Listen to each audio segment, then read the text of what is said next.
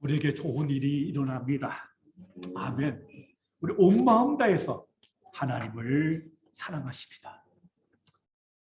한 시대는 위대한 인물과 함께 시작되고 또 위대한 인물의 죽음과 함께 마감할 때가 종종 있습니다. 이스라엘이 그랬습니다. 위대한 선지자 사무엘이 죽고 난 후 이스라엘은 영적인 구강 상태에 빠졌습니다. 나라의 사표가 된 사람, 인생의 기준이 될 같은 위대한 하나님의 사람 사무엘의 죽음은 이스라엘의 큰 등불이 꺼진 것과 같았습니다. 이 사울에게도 사무엘의 죽음은 큰 충격이 됐던 겁니다.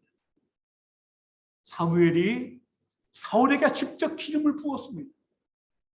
또 앞으로의 비전을 함께 나누었습니다. 어려울 때마다 힘들 때마다 사무엘은 사울의 멘토처럼 어느 때는 아버지처럼 찾아가서 자문을 구했던 큰 기둥 같은 인물이었습니다. 근데 그가 죽자 사울도 크게 충격을 받은 것. 그리고 뭔가 그 사무엘의 죽음을 시작으로 사울이 일대 개혁을 시작합니다. 그것이 오늘 본문에 나와 있는 것이죠. 그래서 이스라엘 땅에서 모든 무당, 모든 박수, 모든 신접한들을 다 쫓아버리고 영적 청소를 하는 같은 개혁을 일으켰던 걸 볼 수 있습니다. 그건 그냥 한 게 아니고요.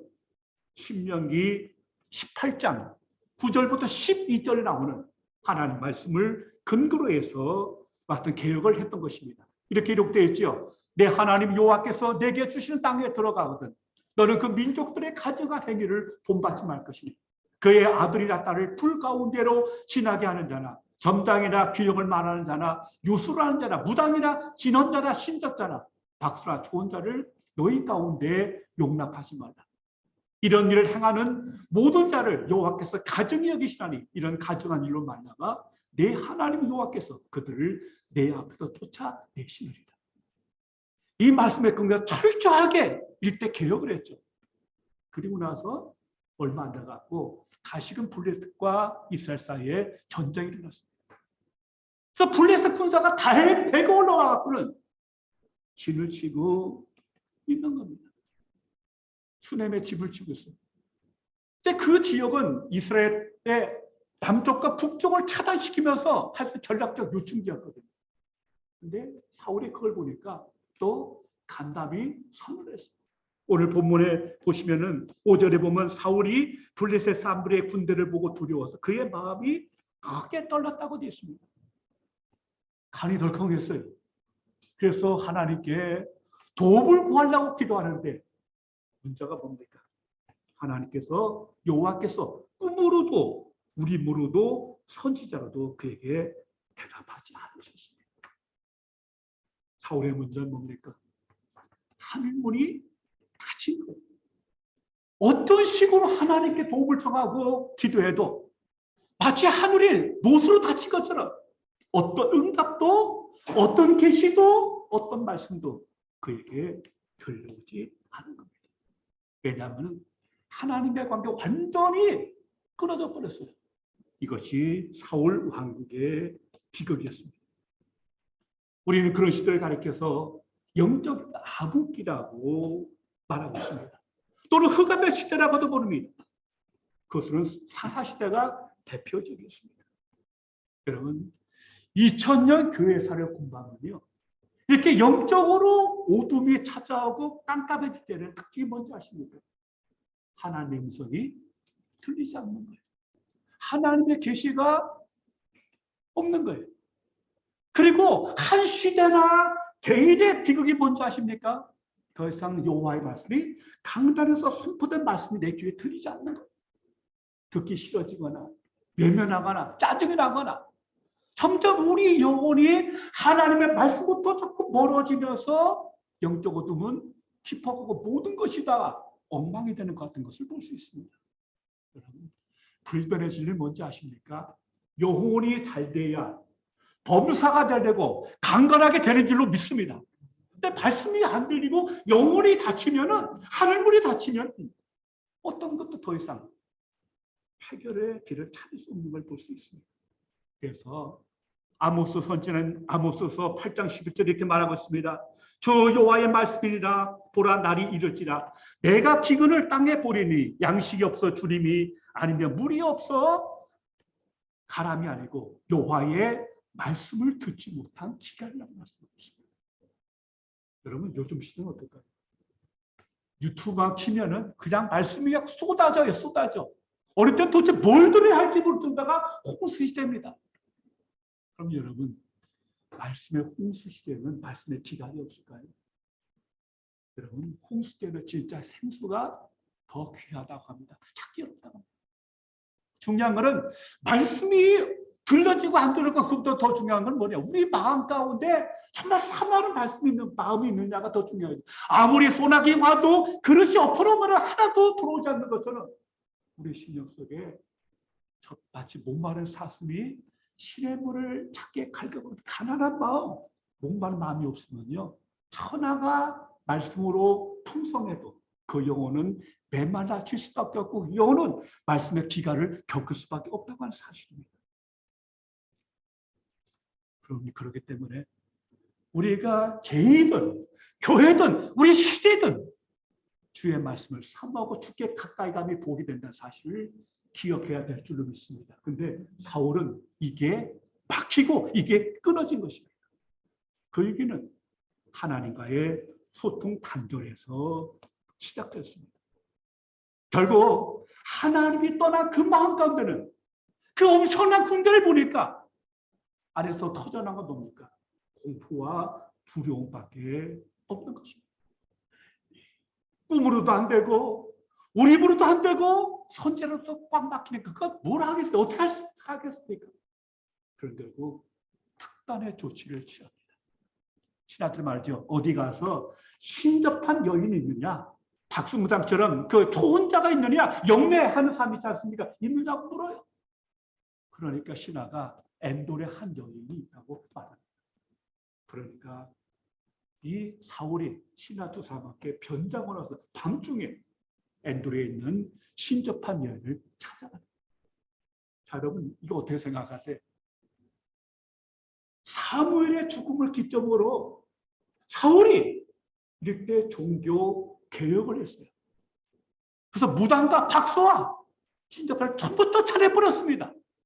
그랬던 사울이 지금 자기가 하니까 자기가 쫓아내고 죽였던 남은 신접한 여인을 찾아가는 겁니다. 참 이건 어떻게 참 기막힌 사실이죠. 그리고 그 밤에 변장합니다. 왜 변장합니까? 수넴과 엔돌 사이는요 가까워요. 그러니까 블레셋의 군대가 진치고 있는 그 지역을 통과해야 되거든요. 그러니까 왕복이가 딱 드러나면 그냥 이거니까 신비한 안전을 위해서 옷을 갈아입고 변장할 수밖에 없어요. 둘째는 백성의 눈에 띄면 안 되잖아요. 아니 왕이 언제는 다 쫓아내고 다 죽이고 또 언제는 지가 급하다고 그 밤에 찾아가? 이거는 백성들 눈에 띄면 이건 크게 문제가 되니까 그래서 변장을 합니다. 셋째 뭐겠습니까? 보문당당하게 왕의 모습으로 갖고 탁 하면 그 신접한 일에 기가 질러갖고요. 아무것도 못해요. 뭐 무서워 도망가고 말 겁니다. 그러니까 자기가 사울임을 숨기기 위해서 옷을 갈아입고 변장을 하고 그 밤중에 엔돌에 있는 신접한 일을 찾아갑니다. 근데 이걸 영적으로 보는 거 아니라 의미가 있어요. 자기 왕복을 벗고 변장한다는 것은 이제 사울이 왕복 입을 날이 끝나간다는 하나의 암시라고도 볼 수 있습니다. 그래서 결국 찾아가요. 그래서 어떤 그 사람을 불러내라고 하니까 여인이 막 기겁을 합니다. 너 누구 죽이려고 작정했냐? 나 못한다. 그러니까 사울이 여호와의 이름으로 맹세를 합니다. 결단코 이 일로는 네가 죽지 않을 것이다. 참 이것도 기가 막히죠. 하나님의 이름으로 하나님의 정말 싫어하시는 일을 시키고 있는 이 모순, 이 자기당착, 참 이것이 오늘 영적 어둠에 빠진 사울의 외통수인 것을 우리가 볼 수 있습니다. 그리고 나서 오늘 본문의 사건이 납니다. 그 누굴 불러 올릴까요? 사무엘을 불러오죠. 근데 오늘 본문에 잘 보면요. 11절에 보면 사무엘을 불러오려고 하는데 12절에 바로 사무엘이 등장합니다. 그러니까 여인이 기겁을 하고 놀래요. 오늘 이 본문은 굉장히 난해 구절입니다. 도대체 이 사무엘의 정체가 뭐냐 하는 것 때문에 신학적으로 굉장히 이것이 논쟁이 많아요. 저도 이것 때문에 책을 이것저것 봤는데 책마다 다 틀려요. 마르틴 루터하고 장 깔뱅은 이건 사단의 장난이라고 해석합니다. 어떻게 사무엘이 무당위에서 초를 받고 올라올 수 있는 건 말도 안 된다. 사탄의 장난이라고 해석을 해요. 또 어떤 책에서는 그럼 사무엘이 그 한 말은 다 맞지 않느냐. 그렇잖아요. 하나도 틀린 게 없어요. 그 한 말은. 그럼 그건 뭐냐. 사단도 거짓의 영이기 때문에 그런 걸 통해 역사하고 있다고도 하는 해석도 있고요. 참 이게 참 묘합니다. 딱 풀어지게 하기가 무척 어려운 굉장히 난해한 구절입니다. 우리가 생각해야 할 것은 오늘 사울이 사무엘을 불러오라고 했는데 오늘 12절에 보면 바로 사무엘이 등장합니다. 이건 뭘 말하고 있냐면 그 신접한 여인이 주술을 써갖고 사무엘을 불러오기 전에 이미 사무엘이 등장합니다. 다시 말씀드리면 여기는 신접한 여인의 주술 행위가 없이 이 일이 진행됐다는 사실을 우리가 주목해야 할 것입니다. 어쨌든 한 노인이 올라오는데 보니까 겉옷을 입었어. 그러니까 한마디로 뭐 이거는 사무엘일 수밖에 없는 거죠. 그러니까 여인이 기가 막혀갖고 놀래갖고 나다빠지는 거죠. 왜 놀랬을까? 그때 비로소 저 사람이 사울 왕임을 안 거죠. 그러고 보면 이 여인도 그 신토한 여인은 못 되는 것 같아. 응? 왜 사울인 줄 알았을까요? 이스라엘 천지에서 감히 사무엘을 불러올 수 있는 사람은 사울 왕밖에 없어요. 이미 정치공학적으로 그렇게 될 수밖에 없는 거예요. 그러자 사울이 사무엘과 대화를 하는 겁니다. 왜 성가시게 날 불러오느냐? 이렇게 하니까 뭐라고 합니까? 지금 블레셋이 쳐들어왔는데 지금 굉장히 내가 정말 다급합니다. 내가 다급해요. 내가 다급해서 당신을 불러왔다고. 어떻게 될지 몰라가고. 하나님의 선지자로도 꿈으로도 어떤 것도 내가 응답하지 않으니까 내가 답답해서 내가 고통스러워서 당신께 물어보려고 당신을 불렀다고 말을 하고 있는 겁니다. 왜 그래요? 하나님이 나를 떠났기 때문에 안 된다고 말을 하고 있는 겁니다. 우리 여기 본문에 보면요. 사울의 전도된 의식을 볼 수 있어요.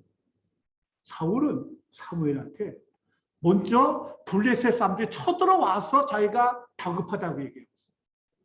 그런데다가 도무지 하나님께서 응답을 안 해주시니까 다급함에 더 가중된 거죠. 첫째는 블레셋 침략 때문에 내가 죽겠고 둘째는 하나님께서 아무런 말씀을 안 하시고 하나님의 침묵 때문에 내가 죽겠다고 얘기하고 있는 거거든요. 근데 여러분 한번 깊이 생각해 보십시다. 그게 맞는 얘기입니까? 오늘 본문에서 진짜 사울의 위기의 본질이 뭡니까? 사울은 저 블레셋이 파도처럼 공격해 오니까 내가 죽게 생겼다고 말하거든. 다급하다고 얘기하거든. 그러나 진실은 뭡니까? 사실은 앞과 뒤가 바뀐 거예요. 사울의 7차 위기는 하나님이 그를 떠난 데 있습니다. 꿈으로도 우림으로도 뭐로도 하나님이 그를 떠나서 영적인 어둠 가운데 잡혀서 그가 하늘문이 닫힌 것이 근본적인 문제지 저들이 쳐들어온 게 근본 문제가 아니에요. 인정하십니까?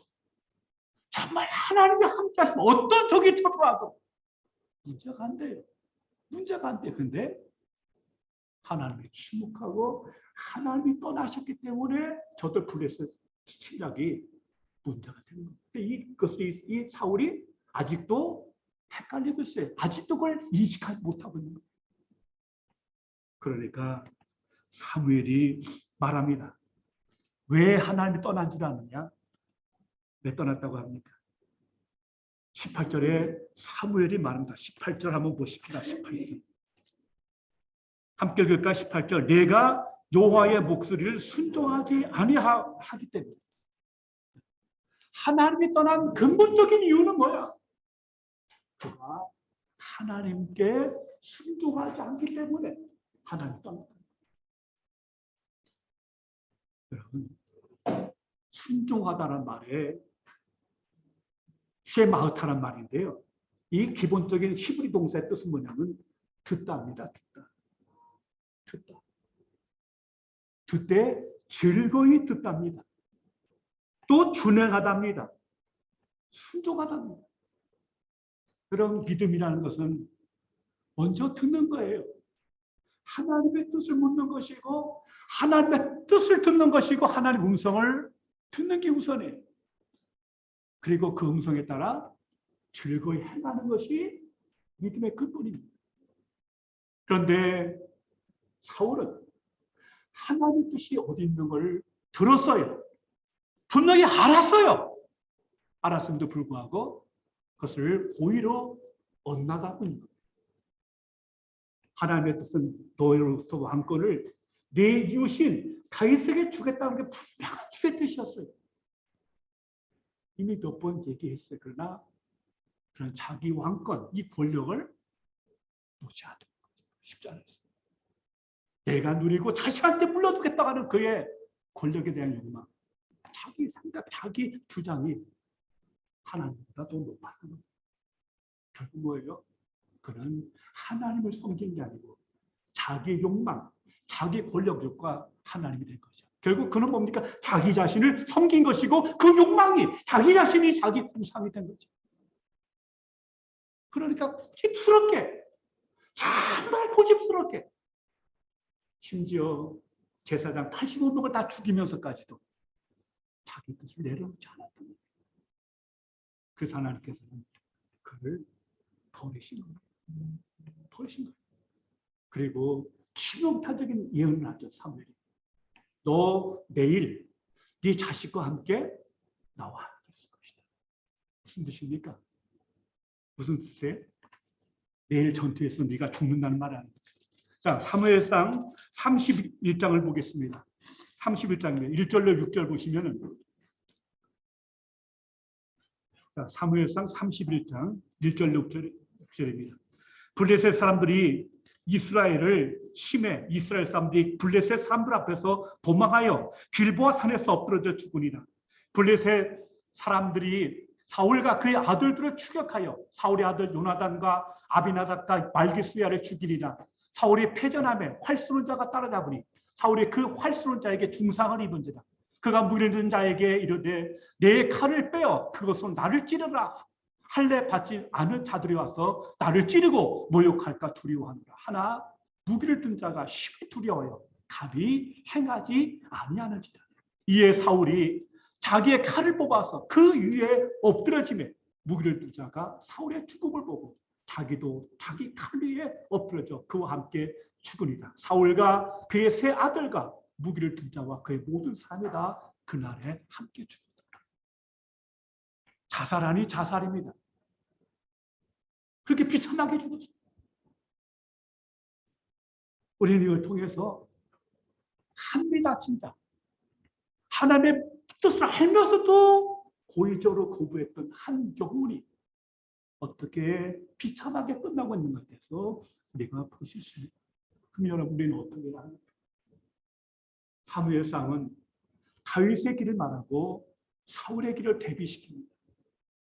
그러나 솔직히 말하면 이 시기에는요, 다윗도 길이 되지 못하고 볼이 되지 못해요. 왜냐하면 다윗도 사울이 쥐뼈게 쫓아오니까 하나님께 묻지 않고 블레셋에 내려가서 지금 블레셋 가드왕의 아기스 왕의 용론으로 살았어요. 그래서 다윗도 외통수에 걸리고 사울도 외통수에 걸렸어요. 지금 두 상황은 비교하고 있는데 둘 다 사실 다윗도 바람직한 모습을 보여주고 있지 않습니까? 보여주고 있잖아요. 그러면 어디서 답을 찾아야 할 거예요? 그 답은 사도 바울한테서 찾을 수 있습니다. 사도행전 16장을 보면 바울이 안디오키에서 파송받았던 제2차 전도 여행을 떠납니다. 그런데 문제는 뭐냐면 원래 이 바울의 뜻은 뭐냐면은 1차 전도 여행을 떠났던 그 소아시아를 다시 가서 그들을 권면하고 세워주려고 아시아로 가려고 했는데요. 성경이 이렇게 말씀하고 있어요. 성령이 아시아에서 말씀을 전하지 못하게 하시거늘 그들이 브르기아와 갈라디아 땅으로 다녀가 무시아 앞에 이르러 비두니아에 가고 됐을 때 예수의 영이 허락하지 아니하시는지 무시아를 지나 두루아로 내려가라고 말했어요.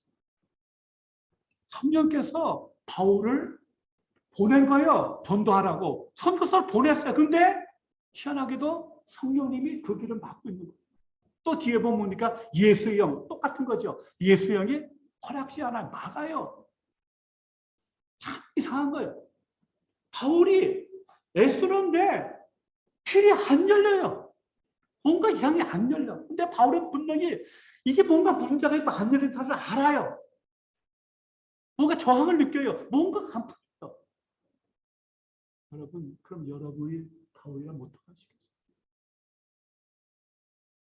끝까지 그럼 믿습니다면서 그냥 돌파, 머리 싸매면서 돌파하고 나가야 할까요? 성령께 막든 말든 난 간다. 고잉 마이웨이 하면서 그걸 돌파하고 나가야 될까? 어떻게 여러분이 바울이랑 어떡하시겠어요? 그러니까 바울 답답하니까 들어와 뭐 여기 보면은 지역이 나오죠. 지역이 여러 군데 나오는데 그래가지고 여러 뭡니까 부르기아, 갈라디아 땅, 무시아 가고 비두니아까지 자리를 옮겨가면서 계속 시도하는 거예요. 들어가려고. 또 계속 막혀요. 아마 사람들이 이렇게 말 많은 사람들은 그렇게 말했으면 하죠. 이제 바울 시대도 끝났다.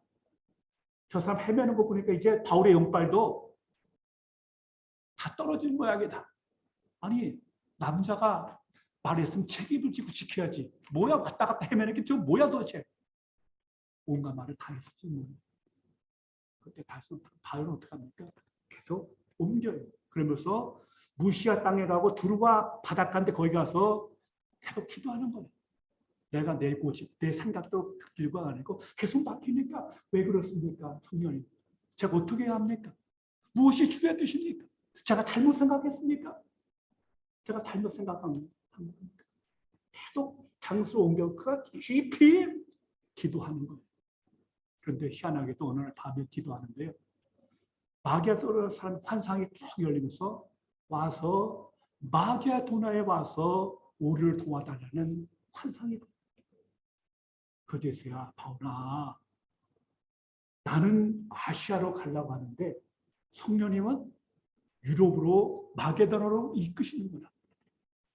사람의 생각과 하나님의 생각이 다르고 인간의 길과 하나님의 길이 다르다는 것입니다. 그래서 전혀 각본이 없이 아시아가 아니다. 마게도나 가서 첫 번째 열린 성이 뭐예요? 필리포 성이죠. 그리고 아시아가 아니라 유럽 전체를 밟으면서 바울의 선도 시대가 열리는 거죠. 역사에 연결 썼던 누구죠? 갑자기 토인비죠. 토인비는 그런 말을 했어요. 바울을 싣고 온 배가 유럽의 문명을 싣고 왔다고까지 극찬한 적이 있어요.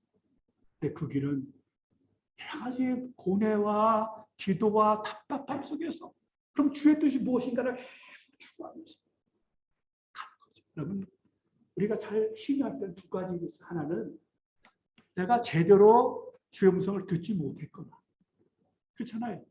우리가 어떻게 다 알아요. 주의 뜻을. 뭔가 이렇게 아니면 이게 아닌가 보다 계속 하고 하나는 뭐예요? 때가 아닌가 보다. 때는 또 다른 거거든요. 그래서 뭔가 이렇게 뭔가 막히고 그럴 때는 뭐야? 끝까지 성령께 마음을 열고 그분의 인도하심에 순종해 나가는 자세가 필요한 거죠. 결국 그래서 유럽이 열리면서 로마를 향해서 복음이 전파되고 그리고 하나님의 계획 표현을 아시아가 아니라 유럽을 통해서 전체가 돌아갔고 20세기에 아시아로 다시 또 돌아오는 하나님의 큰 그림에 의해서 거기에 바울이 수입받던 걸 볼 수 있습니다. 무엇을 위한 것입니까? 그는 하나님의 나라요. 하나님의 뜻이에요. 하나님의 영광인 줄로 믿습니다. 그리고 하나님을 통해서 찬송 받으시기 원하십니다. 오늘 우리 교회는 지난 15년의 한 시대를 매듭짓고 디아스포라로 흩어지게 됩니다. 디아스포라라는 말은 팔레스타인에 떠나서 세계 각처로 흩어져 살았고 살면서 유대 교회의 규범과 생활 습관을 지키는 유대인들을 지칭하는 말이었습니다. 그러다 의미가 확장해서 지금은 자기의 살 것을 떠나서 외국에서 살아가는 많은 사람을 지칭하는 단어가 된 걸 우리가 알 수 있습니다. 디아스포라는 말은 원래 고대 그리스에서 나온 말인데 뭐뭐 너머를 뜻하는 디아와 쉴 뿌리다는 뜻하는 스페로가 합성된 단어로 이산 또는 파종을 의미합니다. 처음에는 북쪽 이스라엘이 아수르에서 망했어. 아수르가 펼쳐놓는 바람에 흩어놓은 바람에 어쩔 수 없이 곳곳에 흩어져 살았고 결정적인 것은 유대가 바벨론에서 망했어요. 또 역시 바벨론으로 알렉산더 흩어지면서 그리고 본격적인 디아스포라 시대가 열렸고 그 외에는 알렉산더 대왕에서 정말 더 확장되는 같은 역사적인 수순을 밟아왔던 걸 볼 수 있습니다. 근데 우리나라도 디아스포라가 엄청나게 많지 않습니다. 그럼 디아스포라가 생각할 때는 흩어지다 뭐뭐 너머에 씨 뿌리다는 뜻을 생각하면요 뭐가 생각나느냐? 민들레 홀씨가 생각납니다. 민들레 홀씨 아시죠? 민들레. 작지만 이것이 바람에 천지사만 흩어져요. 멀리 갑니다. 그리고 떨어진 곳에서 다시 싹을 피워요. 꽃을 피워요. 생명을 내요. 그곳에 또 다른 하나님의 나라가 시작되는 줄 믿습니다. 그걸 감당해내는 거. 비록 멀리 떨어져 있지만 그 본질과 사명과 존재 의미를 알고 그걸 지켜나가는 그런 사람들. 그게 바로 민들레 홀씨의 스피릿입니다. 이게 바로 뭐냐? 디아스포라의 정신입니다. 어디서 어떤 삶의 자리에서 사시는가.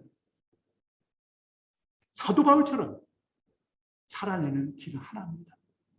성령과 말씀을 따라 그 부르심에 구체적으로 따라 응답되어 살 때 누가 알아주든 알아주지 않든 우리는 또 하나의 민들레 홀씨가 되어서 또 하나의 작은 바울이 되어서 그곳에 생명을 닿으며 그곳에 하나님 나라를 만들어가는 거룩한 역사가 임할 줄로 믿습니다. 그것 위해서 흩어지는 것이고 그것 위해서 그렇지 않으면 그건 아무한 결국 거기서 죽고만 할 겁니다. 불신은 흩어지면 죽어요. 모아야 살아요. 반면에 민들레 홀씨는 흩어집니다. 흩어져서 그곳에 씨를 뿌리고 그곳에 색싹을 내리고 생명을 얻는 겁니다. 그러겠어 뭐냐? 중요한 거는 내가 하나님의 사람이란 자기 정체성, 자기 존재의식을 분명히 가지고 살아요. 그럴 때 장수원도에서 문제가 되지 않고 그 속에서 하나님 나라를 일궈 가게 될 줄로 믿습니다. 어제서 이렇게 백제의 성경 읽기를 따라 성경을 쭉 읽었거든요. 어제까 두여든 본문이 이사야 43장이었어요. 쭉 읽다가 18장 우리가 잘 아는 구절입니다. 그걸 딱 읽는데요. 마음이 뭉클해지더라고요. 마음이 뭉클해지더라고요. 오늘 제가 아까 예배 처음 할 때 읽었던 본문입니다. 너희는 이전 일을 기억하지 말며 옛날 일을 생각하지 말라. 보라 내가 새 일을 행하리니 이제 나타낼 것이다. 너희가 그것을 알지 못하겠느냐? 반드시 내가 광야의 길을 사막의 강을 내리니 장차 들짐승 곧 승냥이와 타조도 나를 존경할 것은 내가 광야의 물을 사막의 강들을 내어 내 백성 내가 택한 자에게 마시게 할 것입니다. 이 백성은 내가 나를 위하여 지었나니 나를 찬송하게 하려 합니다. 이전의 역사 흘려보내시고 하나님 우리 가운데 새 일을 행하신다고 약속하십니다. 아멘. 여러분 삶의 자리에서 구체적인 삶의 저수에서 어떻게 새 일을 만들어 가실지 믿음과 소망과 기대 속에서 한번 나아가 보십시다. 그리고 그분은 사막에 강을 내고 광야의 길을 내셨습니다. 이 말은 뭡니까? 우리가 상상하지 못할 새로운 역사를 펼치면서 우리를 구원의 길로 축복의 길로 이끌어 가실 겁니다. 먹고 마시게 하실 것이고 그 궁극적인 목적이 뭡니까? 나를 위하여 하셨나니 뭐요? 나를 찬송하게 하려 함이니라. 아멘. 하나님을 찬송할 수 있는, 영광 드릴 수 있는 디아스포라요. 영광 드릴 수 있는 흩어지며 영광 드릴 수 있는 각자의 삶의 역사가 임하시기를 주의 이름으로 축원합니다. 하나님 우리 가운데, 여러분 가운데, 여러분 통해서 하나님의 새 역사를 이루시기를 원하십니다. 이 은혜가 함께 하시기를 주님의 이름으로 축원합니다. 기도합니다. 아버지 하나님 감사합니다. 한 시대를 마무리하고 또한 역사를 시작합니다. 우리 가운데 새 일을 행하신 주의 이름을 찬양합니다. 광야의 길을 내시고 사막에 강을 내신 하나님, 먹고 마시게 하시고 주의 기이한 방법으로 우리 가운데 역사하심을 감사합니다. 우리가 흩어진 곳에서 민들레 홀씨처럼 선교적 삶을 살아나게 하시고 그걸 통해서 주의 나라가 확장되며 하나님께 영광과 찬양이 되게 하시옵소서. 우리 가운데 새 일을 행하신 주의 이름을 찬양하며 예수님 이름으로 기도하옵나이다.